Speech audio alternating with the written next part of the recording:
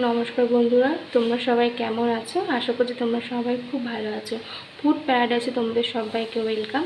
তো আজকের রেসিপিটি হচ্ছে চিংড়ি বাটা, যেটা অত্যন্ত লোভনীয় একটা রেসিপি, সবার ভীষণ পছন্দের একটা রেসিপি। তো চলো তার জন্য কী কী লাগছে বলে দিই। লাগছে পেঁয়াজ কুচি, লাগছে আর রসুন, লাগছে আদা, কাঁচা লঙ্কা। আমি রান্নাটা কাঁচা লঙ্কাতেই করবো, একটু গুঁড়ো লঙ্কা আমি অ্যাড করবো তার মধ্যে, আর হলুদ আর নুন আর সর্ষের তেল।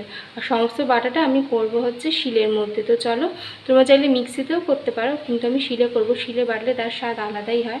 তো চলো আমরা স্টার্ট করি। তো চলো বন্ধুরা, আমি কড়াই গরম হতে দিয়ে দিয়েছি। তো কড়াই গরম হয়ে গেছে, এবারে আমি এর মধ্যে আগে দিয়ে দেবো সর্ষের তেল। কিছুটা পরিমাণে সর্ষের তেলটা দিয়ে দেবো। সর্ষের তেলটা এখানে একটু বেশি দেবে, কারণ বাটা যেহেতু। তো আমি দিয়ে দিলাম আগে। তো তেলটা গরম হয়ে এলে আমি এর মধ্যে আগে আগে সবগুলো দিয়ে ভেজে নেব। তো চলো এটা গরম হোক।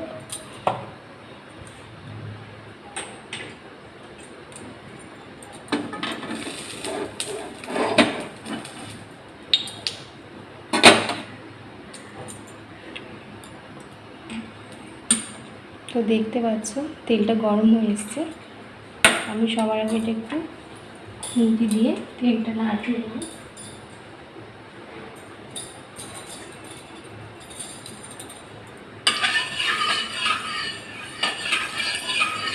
দেখো তেলটা গরম হয়ে গেছে।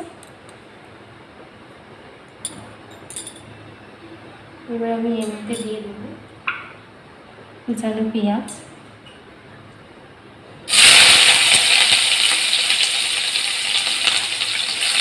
আমি রান্নাটা কাঁচা লঙ্কাতে করছি, গুঁড়ো লঙ্কাটা আমি দিয়ে দিই। আর কারণ আমি এর মধ্যে যেহেতু গুঁড়ো লঙ্কা অ্যাড করতে পারি।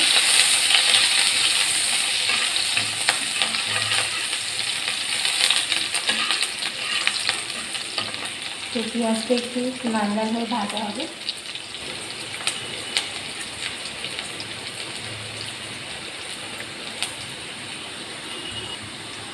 লাল লাল হয়েছে, এর মধ্যে আমি দিয়ে দিচ্ছি রসুন আর দিয়ে দিচ্ছি আদা।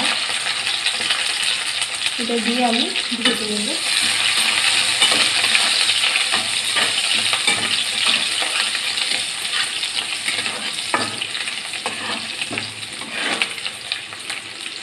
পুরো ভাজা ভাজা হবে। এর মধ্যেই আমি কাঁচা লঙ্কাটা হালকা একটু ভেজে নেব।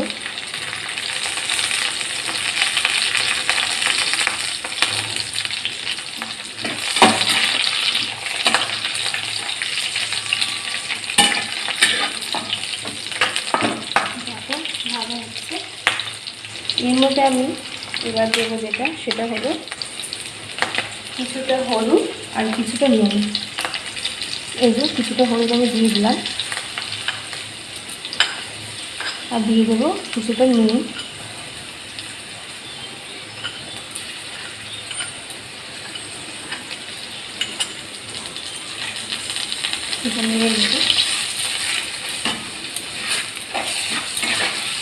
এটা একটু হালকা আছে, আমি ভাবছি যাতে পুড়ে যাবে।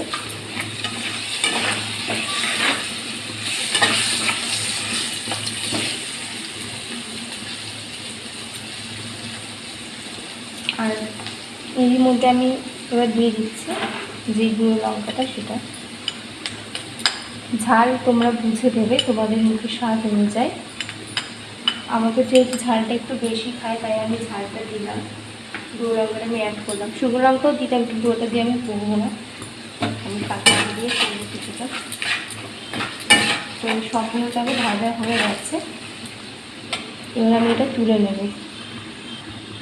তো গ্যাসটা কমিয়ে আমি তুলে নেব।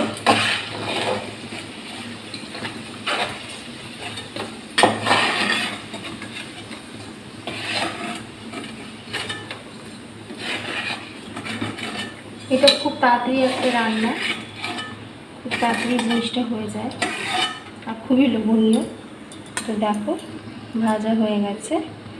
এবার আমি এর মধ্যে দেব চিংড়ি মাছটা। এই যে চিংড়ি মাছটা দেখো, এটা আমি এর মধ্যে দিয়ে দেবো।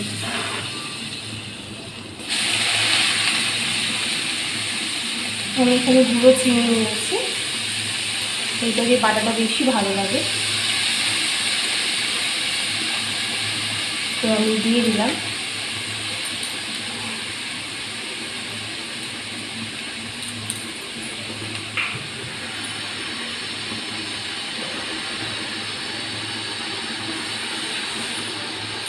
এবার আমি এটা নেড়ে নেব হালকা করে। তুমি এটা করে দেখবে বন্ধু, বাড়িতে খুব সুন্দর লাগে খেতে বিশেষ আমার, কারণ ভাতের সাথে এটা একেবারে জমে যাবে। তো না, এটা ভেজে নেবো হালকা করে। ভাজা হয়ে গেছে, আর একটু ভেজে নেবো আর কি, জিনিসটা ভেজে নেবো। তারপর আমি নাড়বো। যেগুলো দেখো এখান দিয়ে একটু জল ছেড়েছে, এটা এখন একদমই ভাজা ভাজা হবে। এটা আমি একটু ঢাকা দিয়ে দেবো। এটা আমি একটু ঢাকা দিয়ে নেবো যাতে জল তাড়াতাড়ি শুকিয়ে যায়। তো ঢেকে দিলাম। তো এবার আমি ঢাকাটা খুলে দেখবো।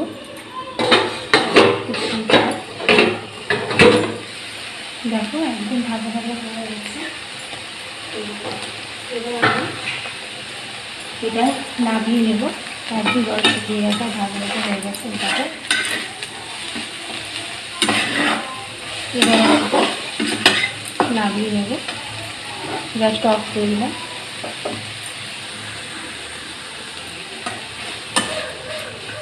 চলো এবার এটা নামিয়ে নিই।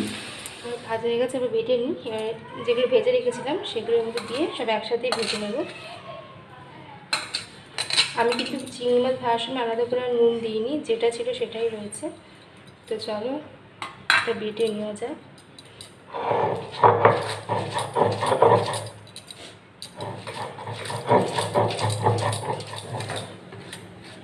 এই সমস্তটা আমি বেটে নেব, তারপরে বেটে নিয়ে তারপরে মাখবো।